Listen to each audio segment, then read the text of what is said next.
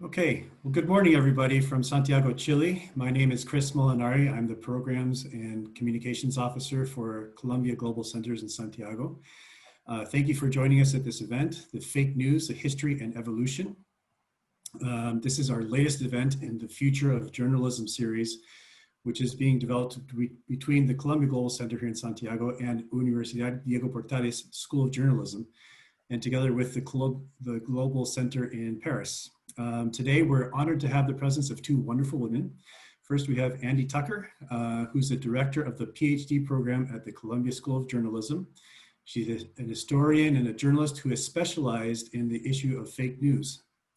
She's currently actually working on a book for Columbia University Press about the history of fake news in the United States. And before coming to Columbia, she served as a speechwriter for the Clinton-Gore campaign in 1992. After Andie Tucher's 25-minute presentation, more or less, we will be speaking with Paula Escobar, who's a journalist and professor and researcher at Universidad Diego Portales School of Journalism. Paula worked for 19 years as the editor of magazines for one of the most important media group here in Chile, which is El Mercurio. She's co-founder and executive director of the Women and Media Initiative at Universidad Diego Portales and is a member of the leadership group on gender parity at the World Economic Forum and the IDB.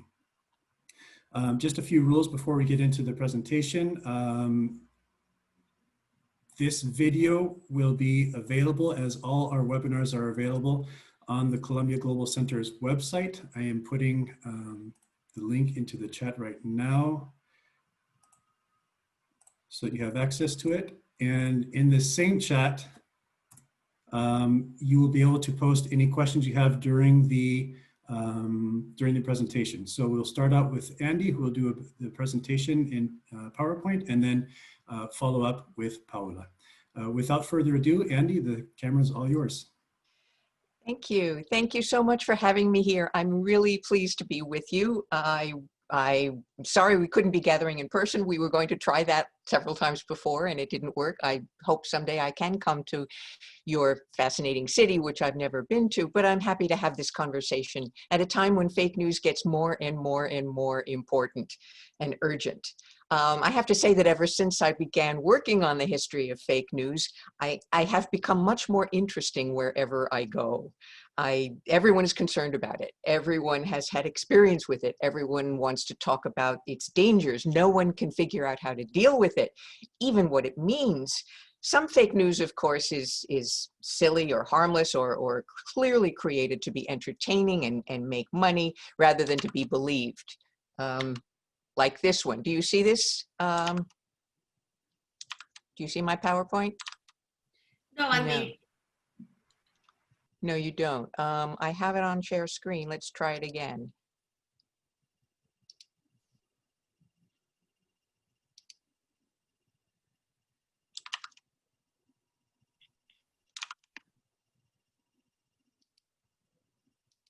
I'm sorry, this is, let's turn it off and turn it on again. That often works.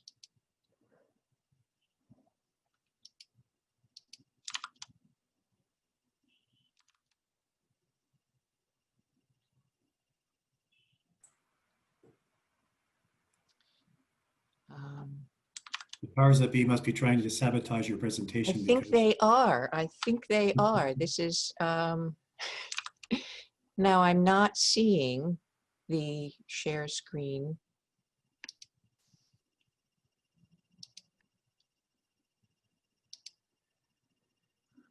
I'm sorry. We set this up before and it worked. Do you have my PowerPoint yourselves on your computer? I sent it to you. Let me see if I can pull it up. Give me 1 second here. Yeah.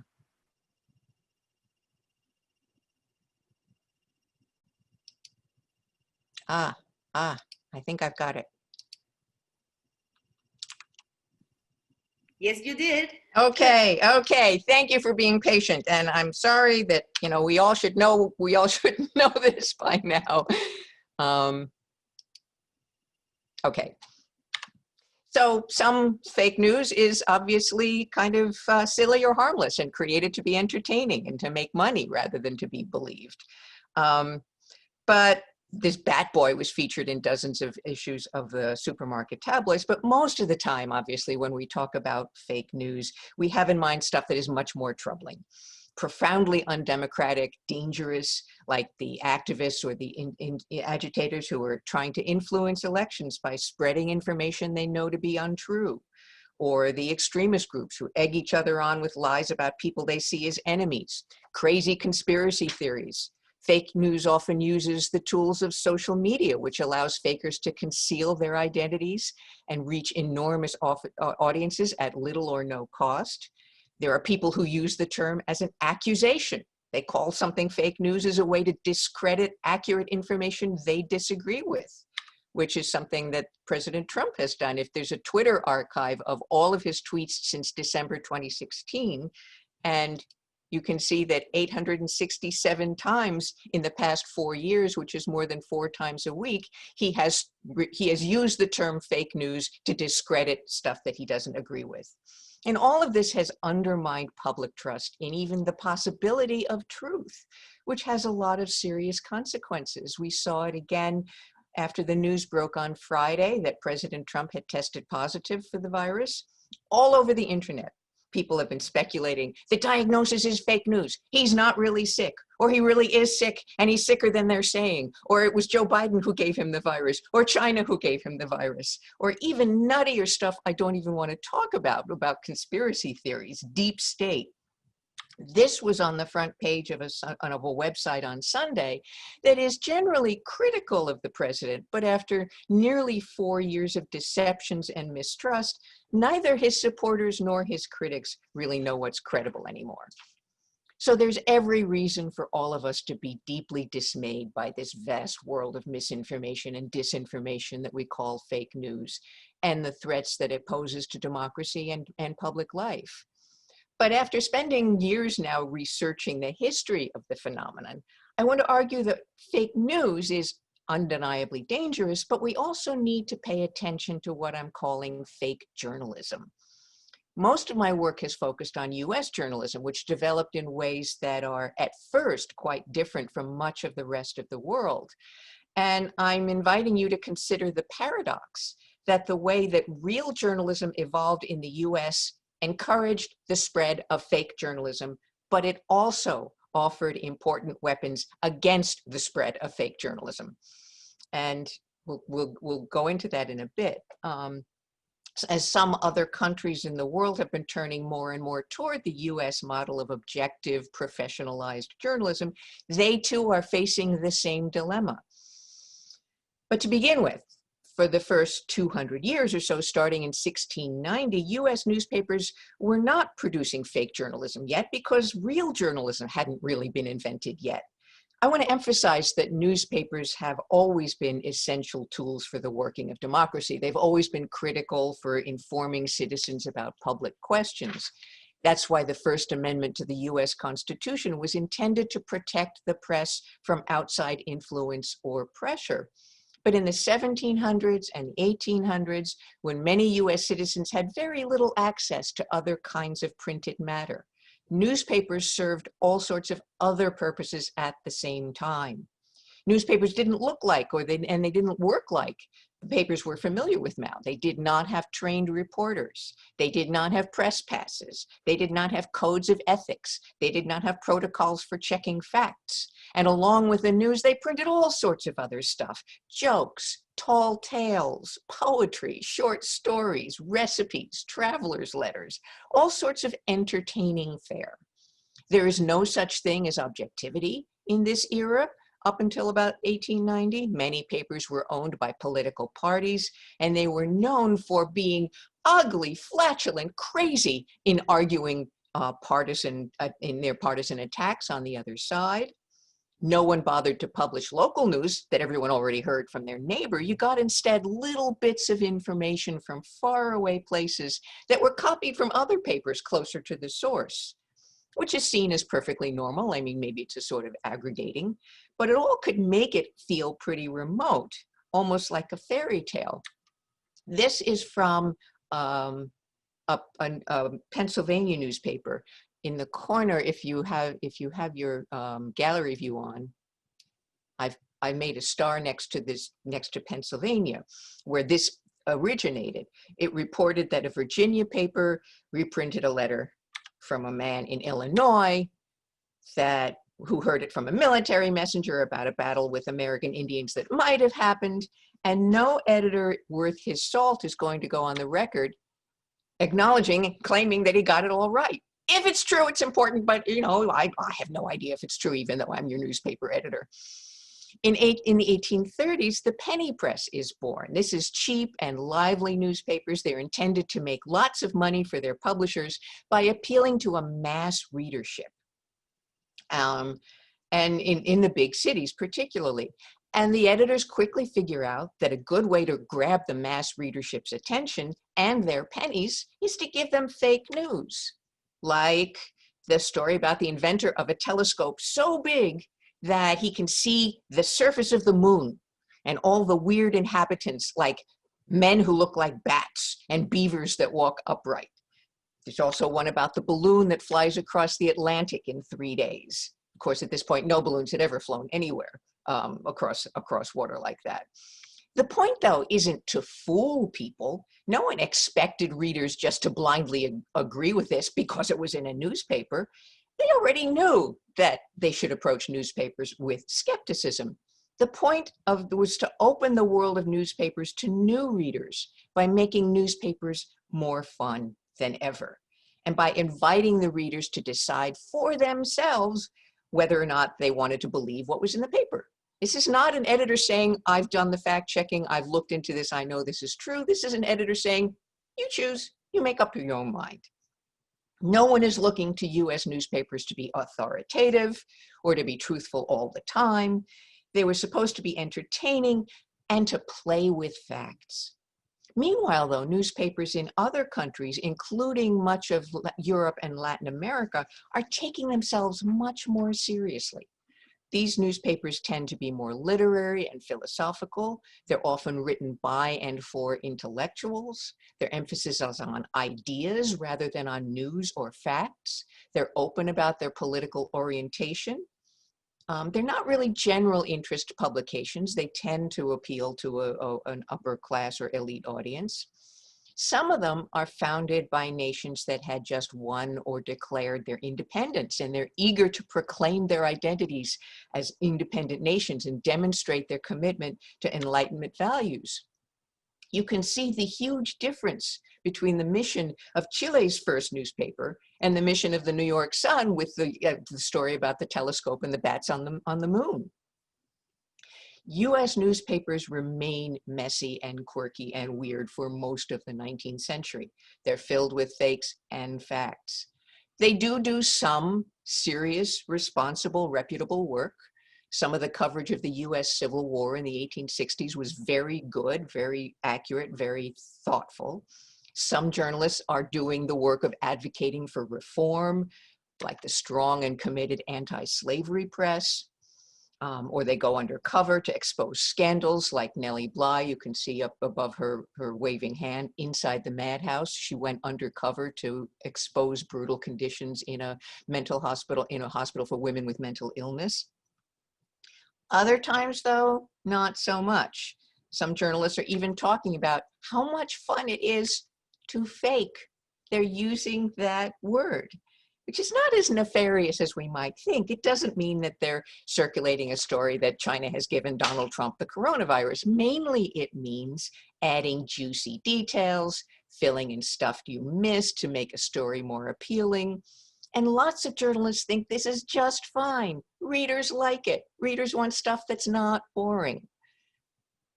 Other journalists, though, are starting to get second thoughts here. The late 19th, early 20th centuries, much of the developed world is changing and growing restless. And in some responsible news organizations, there's a growing sense that journalism isn't doing the work of democracy, that it's not trustworthy, that it's faking too much, it's not serving citizens well. So starting in the 1890s, these news organizations decide to do something about that. What they do is they invent journalism. Real journalism. They start to establish clear standards and conventions for how to do good work. Journalists take the responsibility to hold journalism accountable for serving the public. The value of objectivity takes hold, the idea that journalists should work like scientists. They should base their reporting on reason, on systematic investigation, on scrupulous verification of facts, of careful neutrality. So not only do they establish professional conventions and standards that mark good professional work, they also criticize fellow journalists who are not upholding these standards. The journalists are policing their profession. They admit their own mistakes when they make them, which is kind of risky. There's always the possibility that if journalists admit to getting something wrong, readers would just say, well, they're sloppy or they're stupid and we're not going to pay attention. But journalists begin to believe that being honest and transparent and correcting what they got wrong would restore their credibility with readers. In other words, part of the journalistic profession is starting to police themselves and their fellows, holding themselves accountable for doing good ethical journalism. A famous example was a story in the Boston Globe in 1892 about a sensational local murder, a quiet middle-aged woman who was accused of killing her father and stepmother with an axe in a particularly gory crime scene. And journalists from all over the country are there, and they're competing ferociously to cover this trial, the Lizzie Borden trial. The Boston Globe gets hold of some secondhand information, really lurid stuff, about a shocking secret motive. The Lizzie Borden, says the informant, killed her father because he got angry when he discovered she was pregnant out of wedlock with her uncle's child. And the paper is so eager for this scoop, it publishes the news without checking it. And it all turns out to be completely, wildly wrong, completely untrue. Fake news accidentally. So the paper confesses, publicly acknowledging in the next day's front page it got things wrong. The Boston Globe story has been proven wrong in some particulars. Henry Trickey is the reporter. And it even reprinted the criticisms from other papers in its own columns. So here's the Boston Globe's own columns printing other newspapers calling it a fake. And the Globe said, we're really sorry we faked. We'll never do it again. This is not faking that's cute and appealing and is going to make readers happy. This is faking that's bad. It's an important turning point in the way that respectable news organizations treat their errors.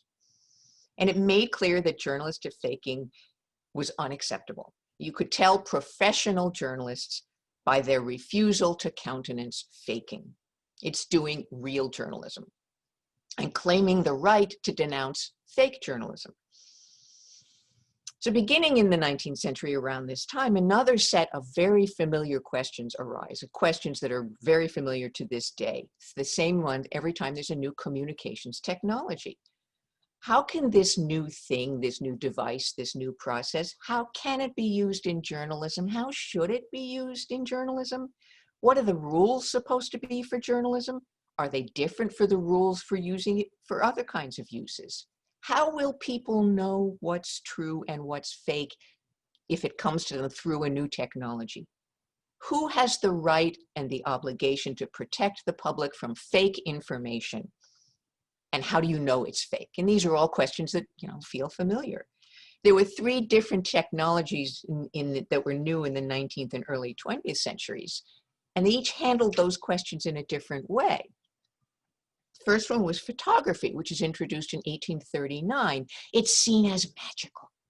It captures reality forever. It's a slice of life that is absolutely accurate.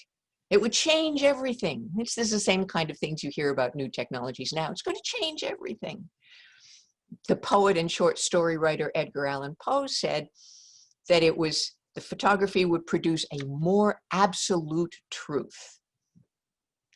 But it soon becomes clear, of course, that some truths are less than absolute. In the 1860s, a photographer named William Mumler began selling things that looked like this. Take a look. What you think you see, that's what you see. Spirit photographs. He's taking your picture in an ordinary way, and when you look at the picture, you see this thin outline, ghostly outline, hovering over your shoulder. And the photographer tells you, and you really want to believe, that it's your mother, or your wife, or your sister. It was the benevolent spirit. And it's made visible by these weird new magical powers of the magical new device that takes light through lens and, wow, pierces the veil of death. Here's where it gets interesting. There are protests by other photographers, professionals who fear that a faker is going to ruin their own reputation and their own credibility.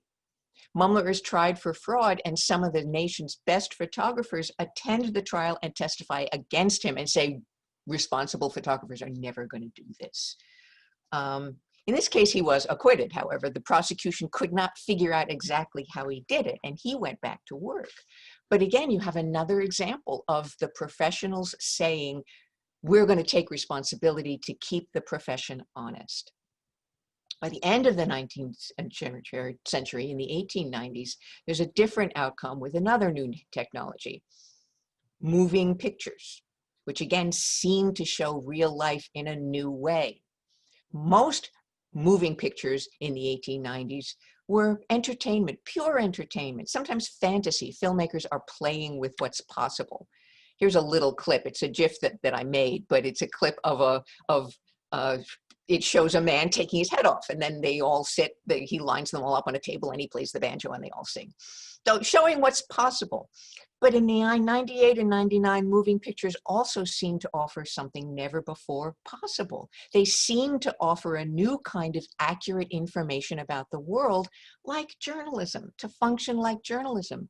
They seem to bring the viewer straight into the war zones in Cuba and the Philippines with the troops who are rebelling against Spanish occupiers. I'm not going to run these, but these are 1 or 2 minute films of showing troops rising out of a ditch, running at the enemy, being shot, flaring up their arms, waving a flag. What most viewers didn't know was motion picture cameras of the day are huge. They're very clumsy. Here's the inventor of one of them with them. You can see how big and clumsy they are and how hard it would be to run around on a battlefield with this in the middle of the smoke and the chaos and the firing and actually get shots that were reasonable. So what happens is, because it's so hard to do this on a battlefield, Thomas Edison invented the battlefield. He used actors. He filmed it all in West Orange, New Jersey, right across the river from New York. And he used actors from the New Jersey National Guard dressed up as soldiers.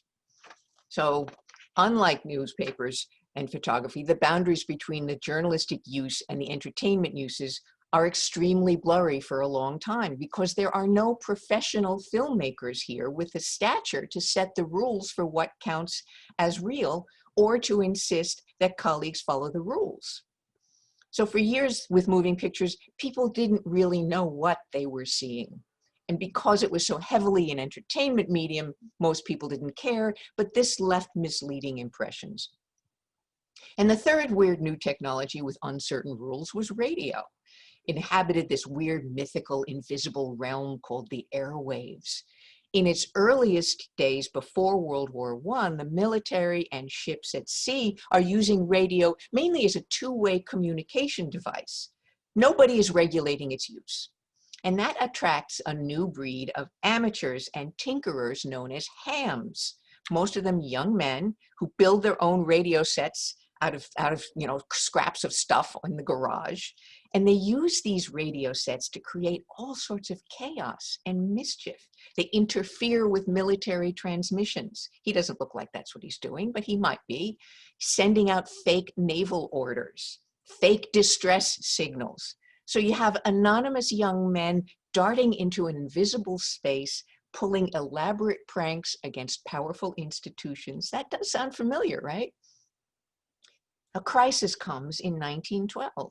Somebody broadcasts a message telling the waiting and desperate world that the great ocean liner Titanic had sunk, but everyone is safe and coming home soon. Of course, that's not true. 1,500 people died when the Titanic sank. It's not clear who sent this news or whether it was an error or malice, but the whole thing led the US Congress to regulate the airwaves for the first time. Until then, the historic US preference for the free market, along with the legal protections of the First Amendment, meant that communications of almost any kind had been sheltered from government involvement. The Radioactive 1912 includes large fines for anyone who sent any false or fraudulent signal, call, or radiogram of any kind. So this is another response to the challenge of evaluating the truthfulness of a new technology. The US government makes the controversial claim that it has the right to specifically outlaw fake news. The controversy continues to this day as we all debate whether Facebook and other social platforms should be regulated too. So to sum up, by the beginning of the 20th century, there's an understanding in the US that the job of real journalism is to tell the truth, and that to do it, real journalism has certain standards and ethics, and that journalists have the responsibility of enforcing those rules on their colleagues. That journalism is not funny stories about people on the moon. That journalists are supposed to verify whether something important is in fact true before they print it. That if journalists make mistakes, they should correct them. That photographers should not tell people that they're capturing spirits with their cameras. It's true the rules are still evolving for the other technologies like moving pictures. There's still some debate about whether the government should tell people when information is fake. But journalists are increasingly arguing that real journalism is a profession with clear standards and rules that's dedicated to discovering and presenting the facts accurately and impartially, and that will denounce fakers who don't live up to those standards. So here's what I meant when I said at the beginning that real journalism offered important weapons against the spread of faking in journalism. Real journalism itself is that. Real journalism will hold other journalists accountable. But as I also suggested, the paradox of real journalism is that it also encourages the growth and spread of fake journalism, and we see that now for two reasons. First, responsible journalists have rooted their identity in the practice of neutrality and accuracy, which lets people who disagree with what they're saying just accuse them of bias and inaccuracy rather than engaging with the content of what they said. You are violating the rules of journalism, we don't have to pay attention to you, rather than saying, well, here's why I want to debate those facts. In this atmosphere of polarization and hyperpartisanship, it's an easy case to make, and it undermines the credibility of mainstream journalism as a whole. Second, in this polarized atmosphere, ideologues and partisans are able to produce fake journalism simply by disguising themselves as real journalists. They create some kind of authentic or authentic seeming perch or platform to present false information or heavily politicized opinion or propaganda in a form specifically crafted to look or sound like real journalism, and claiming to follow the rules of impartial investigation. The classic example is Fox News, which has gained a huge and loyal audience by covering the news with a very clear conservative slant, all the while that it's insisting that it's fair and balanced, and that other journalists are the ones who are fake. But there are many other sites who follow Fox News's lead and do very much the same thing. So the danger isn't just that people get wrong information. The danger is that fake journalism has attacked and undermined the credibility of professional journalism so much, it's hard to know what's the truth. So at this point, I'm always asked, what can we do about fake news? Well, as a historian, I don't have to solve that question. I just have to investigate it. But if you look at the history, it raises lots of questions that reverberate to this day. And I have some that I'd like you to think about. In this era of mistrust, are the mainstream media capable of stopping or denouncing fake journalism as they did? Is US-style objective journalism doomed to fail?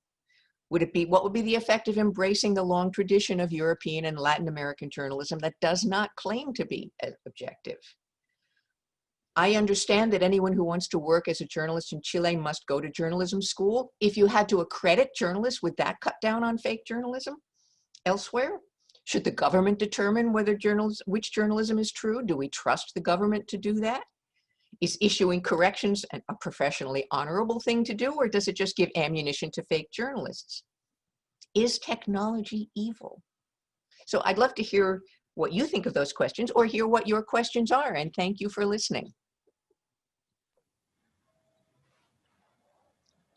Thank you, Andie. It was a wonderful, I would say, masterclass about the history of fake news, and also, you know, you're illuminating the present when, as you said before, fake news are one of the main concerns of not only of journalists, but of everyone, every citizen in the world at the moment. So I would like to begin asking you, whose responsibility is to fight fake news? Do you think that social media companies now need to be regulated by law, for example, as many countries in Europe are now facing the situation that way? Do you think that's possible in the US and in the rest of the world also? That's a really hard question, and that's the question I think at the heart of what's going on now. The U.S. has always been very reluctant to do any kind of regulation because of the First Amendment that keeps government out of journalism. There's a strong sentiment among many people that Facebook particularly has become much too powerful, that essentially one relatively young man named Zuckerberg is deciding what people see as true and what people see as false, and that there should be regulations. That's a challenging line to walk, though, because if you don't trust Zuckerberg to decide what's true or false, who do you trust? Do you trust the government? Is that something you want to leave to the government to do? How can it be actually practically instituted? How do you make up rules to cover the whole sprawling atmosphere of social media? I think there can be some further regulation, but I also think that there's a large responsibility lies in viewers themselves to take seriously the requirement as a citizen to evaluate what they're reading and pay attention to what they're reading and decide whether it's true or false, and patronize or not patronize journalistic organizations and social media platforms that they don't feel are living up to that compact. But that's a hard question. Yeah, and as you said, the tricky thing is that, do you want to give any government in the world the power to censor some kind of content with that argument that they're fake news, but maybe it's only news they don't like, or they're criticism and things like that. On the other hand, Facebook and Twitter and all these social media companies, as you said, have huge amount of power. And so it's hard to find a balance, right, between free speech, to be against censorship, but also to fight this problem that has tremendous consequences on democracies. Yeah. There have been some moves. Facebook has announced several reforms with the election coming up, with the US election coming up. For instance, it's not going to take new political advertising for the final week before the election. That's an interesting way to think about some of the challenges, but it still means that anything can be posted in the next 3 weeks before the election. They are flagging certain things. They are trying to take down any information, any misinformation about voting, for instance. Purposefully fake posts telling you go vote here when in fact you're supposed to vote there. Facebook is pledging to take those down. Whether they can keep up with that, I don't know. But those are good efforts. Those are, I think, are practical efforts. Andie, we have to talk about the election in the US because it's an incredible story right now. Yeah. And it has tremendous consequences all over the world. So, and especially because polarization, fake news, propaganda, lack of transparency are at the center of the election right now, with President Trump being now back to the White House with COVID. So some journalists are saying that the worst part is that now facts are partisan. Even wearing a mask, if it works or not, is partisan. So do you think it's possible to get away of that climate that it's so toxic for democracy after the election, or is it something that remains there? That's one question. And the other one, as other countries that we're seeing this terrible polarization and hostile climate for democracy, what can be done in our countries to prevent that kind of outcome? Again, these are absolutely central questions that are really difficult to answer. The fear of many people I've been speaking with about the US election is that we have people in power, many of them on the right, but certainly also on the left, who find profit in being divisive, in sowing chaos, in sowing uncertainty and mistrust. Without leaders who are committed to civil society and civic values, it's really hard to surmount this kind of chaotic election. So again, some of the responsibility, I think, has to go back to the ordinary person, the ordinary citizen, in deciding for themselves whether or not they are going to fan the flames of the division and the divisiveness. But it's been a quality of US politics since the Reagan administration in the 80s. There have been politicians who find profit in being more divisive than unified. What we need is voters to say we're not going to stand for that anymore. We are going to vote in the people who are promising not to do that. That's up to us. You know, the presidential debate of President Trump and Senator Biden was last week, was also, you know, a very symptomatic moment where you see, you know, the impossibility of a dialogue, of a civil, normal dialogue. So do you think, you know, tomorrow is the debate between the vice presidents, and then it is my understanding that the presidential teams are finding a way to make the new debates, the next one, the two more debates that were scheduled before the sickness. So what would you do as a journalist, as a historian, as an academic, if you were to decide how to deal with this? Because you need people to debate in order that citizens can really make a well-informed voting. But on the other hand, what we saw was impossible. It was impossible. There is a lot of sentiment for Joe Biden to say, I'm not going to debate President Trump again, because it is simply fruitless. He is not involved. He's not willing to have a civil conversation. We will learn nothing from this. We should not have it. And it may be that COVID will make that decision for everybody. And if the president is not feeling well enough to debate by the October 15th, which is the next one, I'm not sure that's the right answer. It's a very tempting answer, but there's also something to be said for allowing the American people to see President Trump as he is. It's one of these horrible remedies that may be as bad as the cure, but there was a revulsion after the last debate. Many voters who had not really paid attention, or who were thinking, well, I like this thing he does or that thing he does. After that debate, there's the polls show and interviews show that there was a real revulsion against that kind of politics. Maybe what we need is to go down to the bottom and show the consequences of this awful lack of civic discourse in order to take the next steps to surmount it. Yeah. And my last question, and then we will open for a lot of questions in the chat, and congratulations to you.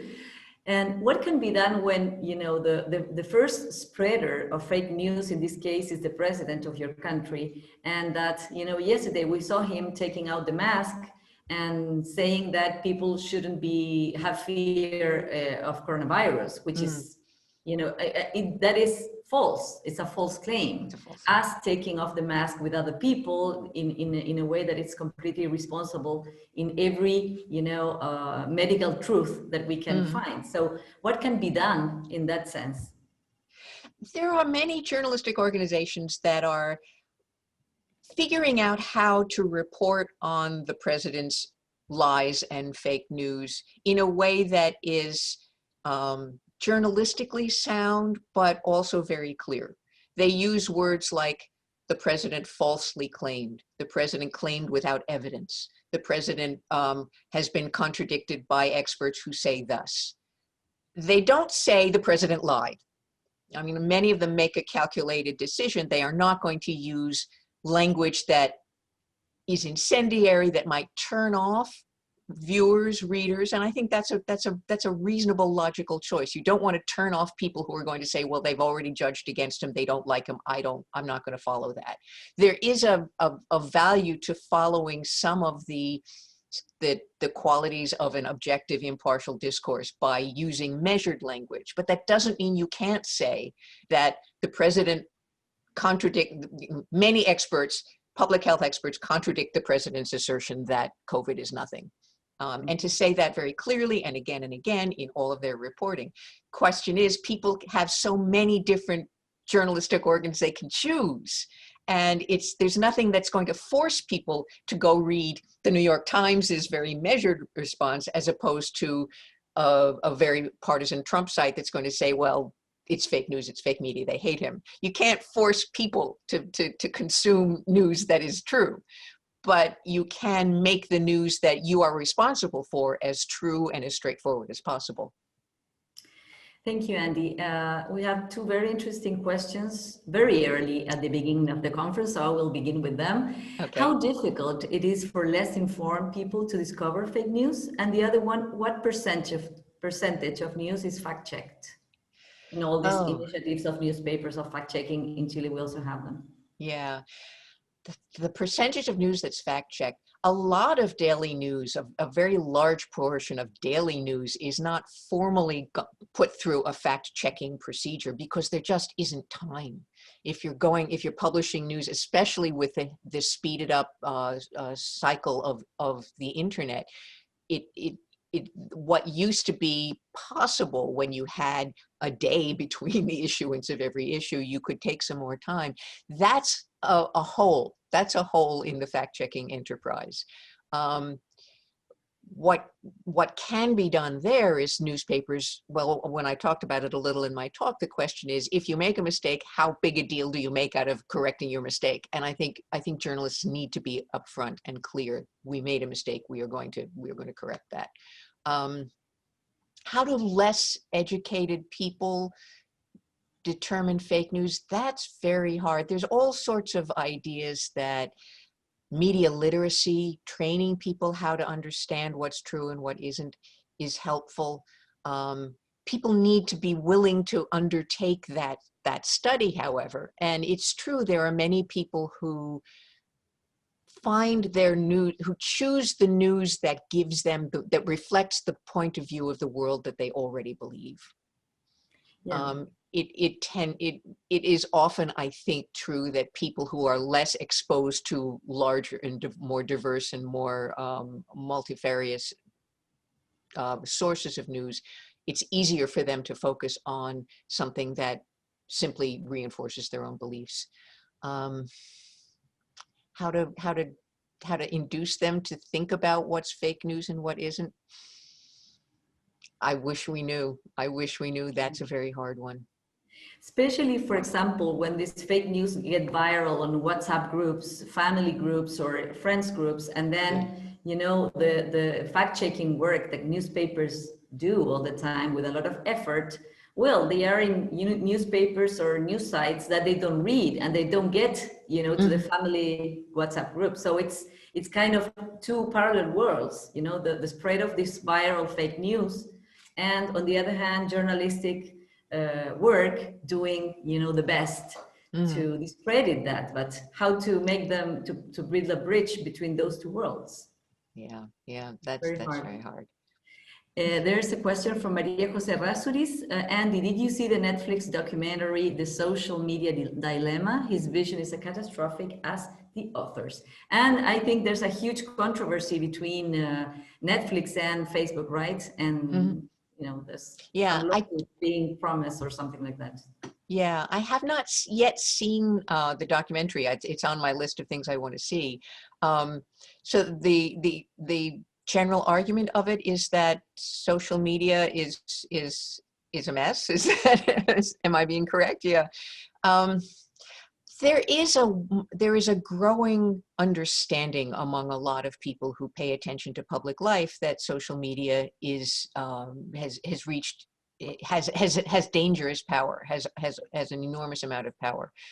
That's helpful. That's helpful for people to rethink how they use social media.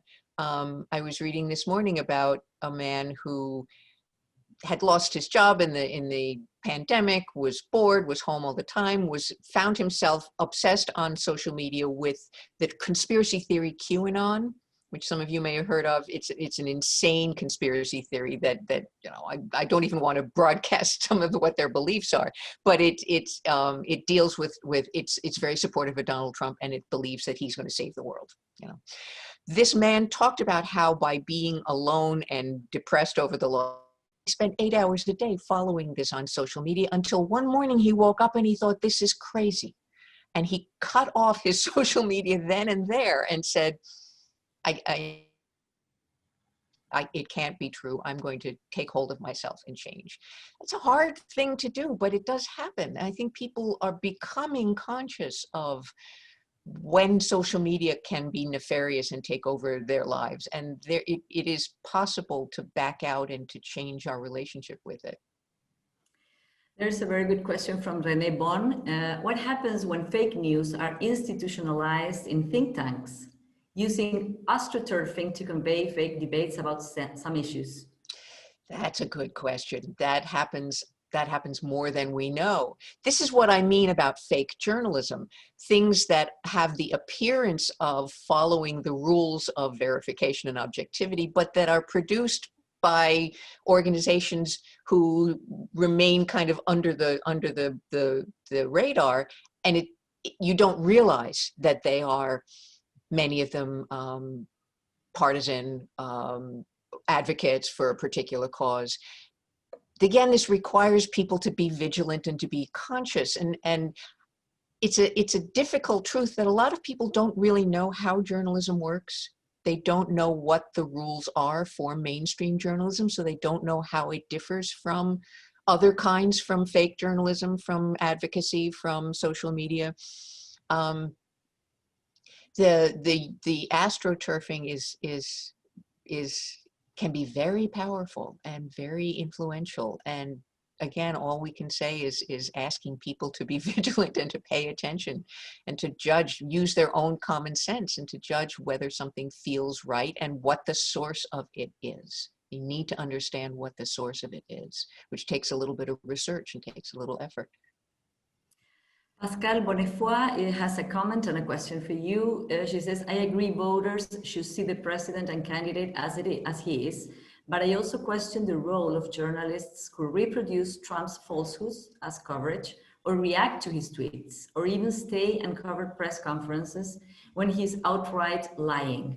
I think it is a tough decision how to balance coverage and not foment the diffusion of his lies. What are your thoughts about this? Oh, great question. Great question. There have been many journalists who said, and at the Columbia Journalism School where I teach, a number of, one of my colleagues started circulating a letter asking the networks not to broadcast Trump's press conferences live because he argued they're not press conferences. They are simply opportunities for the president to rant, and he doesn't take questions. He shuts down journalists. It doesn't follow the procedures that had been instituted to make a press conference an informative event. So there is some sentiment for shutting down, for refusing to cover, refusing to air the president's press conferences live.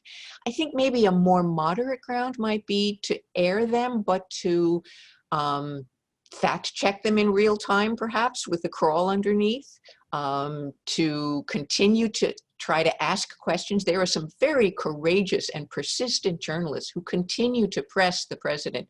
Yamiche Alcindor, who is a reporter for the PBS NewsHour, gets under the president's skin by continuing to press him on questions that he really doesn't want to answer. He sometimes doesn't, he ignores her often, but she is there and she continues to ask him. If journalists abdicate the responsibility of applying that kind of pressure, there is nothing to hold them to the fire. But yeah, it's a fine line. You need to worry about whether it's simply giving a platform for his ideas. You want to challenge him in a way that doesn't look too adversarial so that it would turn off people who would find it troubling. But, you know, a delicate line to walk, but I think it can be done. There's a question from Hansa Mzivat. I think the spread of fake news happens at negative, meaning more by what is not said, not discussed, or subject to censorship, such as socially sensitive issues, highest remunerations of chief executives, for instance, or claims with regards to man-women relationships. What is your take on this, Mrs. Tucker? Thank you. Well, we see a lot of that going on in the United States in the past 6 months or so over issues of race. Very important question. There has become, I think, a general reckoning that a lot of for instance, what has become a clear fact that many more people of color are arrested proportional to the population. They are treated differently when they're arrested. Justice works differently for people of color in the justice system than for white people. And I think that this is something that had not been reported for a very long time. There is now a reckoning brought about by the awful incident of the killing of George Floyd by a police officer who was kneeling on his neck. That's a healthy development, as difficult as this conversation is. And it is difficult. It is awful to think of what's been going on. But it would never have been addressed or fixed without the press understanding and realizing it does need to bring attention to this and pay attention, and that it was wrong in ignoring it before. So these questions, it often takes a difficult, awful event to bring them into the public eye, which is really awful. But once it's there, I think that's very important. Professor André Insulza from Universidad de Columbia is asking, what basic tools do people need to be vigilant and pay attention to? When you're reading any kind of journalism, pay attention to the source, pay attention to where it comes from, pay attention to what the journalistic practices of the organization are. You would take a different approach to news that is reported in a newspaper you are familiar with and understand and have evaluated as reputable than you would something that, you know, your sister-in-law posted on Facebook. That makes sense. That's a reasonable thing to do. Bear in mind that if you read something that strikes you as absolutely accurate about the world and nobody else understands it, you should probably think twice about that, because it may well be a targeted interpretation to appeal to particular readers. Conversations with other people to get out of your filter bubble is important as well, although very difficult to do. And there's sometimes it just isn't worth or doesn't feel worth the challenges of having a difficult conversation. But beware of being in your own filter bubble. Beware of not exposing yourself to outside points of view. There's a question related to that from Yanis Ziligakis. Says, I think people are too rush to apply the label of fake news or conspiracy theory, and their lack of efficient and effective rebuttal is what reinforces people's affinity to cling on to them. Should we be careful not to rush to judgment and be less scared of people adopting or not adopting certain views or narratives that we may not like? Oh, rushing to judgment, that seems so much, that's so much a part of public life, because everything happens so fast, because things are posted on the internet in minutes and go viral in minutes. Things are tweeted in minutes that reach around the world. Yeah, things can be overwhelmingly fast and difficult to deal with. The challenge there is that if you want to stop and reasonably, I think it's a great idea to stop and reasonably consider whether something is true or not. The longer you take to do your due diligence on deciding what's true or not, 16 other things are flying around that you also have to make up your mind about. The speed of the internet and social media is a really dangerous thing, and that's very difficult to dial back. I was intrigued to see that Tim Berners-Lee, who is the man who is credited with having invented the World Wide Web in the 90s, to make it user-friendly and bring it into people's homes. He recently apologized. He said, I'm sorry, if I knew this was going to happen, I would not have done it. That's the sort of thing it's difficult to walk back. But again, awareness, pay attention to how you consume things and how quickly you accept the truth or falsity of things is important. Each of us can do something in our own way to deal with that. Yeah, he gave a very scary interview, like saying that this couldn't be fixed. I mean, that he was, you know, like he opened the bottle and then the genie was outside, and it's impossible to get him back. So Fernando Peñalveras is asking you what journalism can do in these times against the power of WhatsApp auntie. That's a good one. WhatsApp auntie, who spreads every single information she believes. And she has time normally. That auntie always has time to, you know, to spread this fake news. Yeah, and the pandemic has given everybody all that much more time to spread fake news. Oh dear. Well, it depends. If she really is your auntie and you're fond of her and you can have a conversation with her, then that's a good thing to do. To, you know, a non-confrontational, non-accusational, but a conversation about where did you get this information and what does it mean to you and how do you evaluate it and how do you think it applies? That's an individual decision if you have that time. Otherwise, you can block her. You know, block people on Facebook is something I have done occasionally myself when it just is too exhausting to deal with. But. And Andy, do you think journalism and journalists, should we go to WhatsApp and, you know, create contents that, you know, are true and fact-checked and all that, to fight that in WhatsApp or in this kind of medium? Or, you know, we should forget about WhatsApp auntie and WhatsApp contents? Oh, well, WhatsApp has become so much a part of the conversation. It's hard to think that you can ignore it completely, but you also don't want to spend your life chasing down this and this and this and this, because yes, as the previous question said,